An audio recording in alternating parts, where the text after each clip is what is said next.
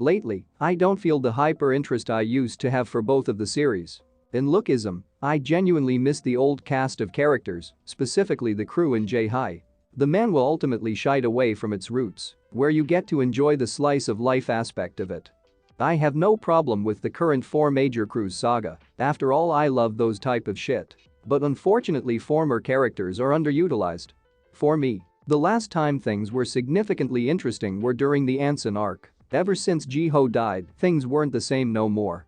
A Reddit post by Azure Nava stated that Ji-Ho had a much bigger role in the story and was supposed to change. But due to the hate he received from the younger audience since his appearance, the plan was differed and he became one of the main antagonists in his own arc.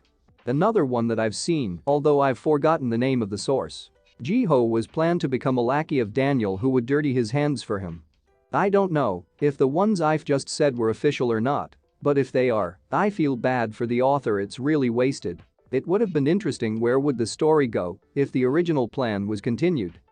For How to Fight, the pacing lately is giving me a headache. Suddenly introducing a new character with a sudden backstory and motivation. His character arc was so damn tight and forced.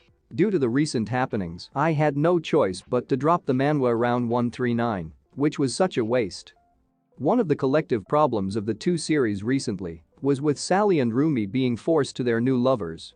There's no problem with characters ending up with alternatives since they weren't successful with their loved ones. But the way it was done in both of the series wasn't really the greatest interpretation. They were contrived.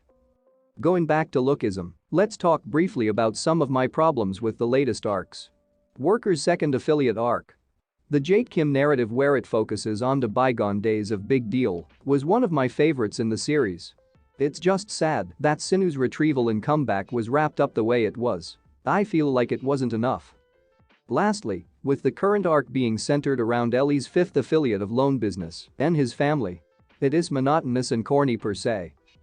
Although I'm not sure about my sentiments for Lookism, since unlike How to Fight, I'm not reading it on Webtoon as I used to. The unofficial release that I was reading doesn't really have the best translation. I only transitioned to it cause I wanna keep up with the latest chapters.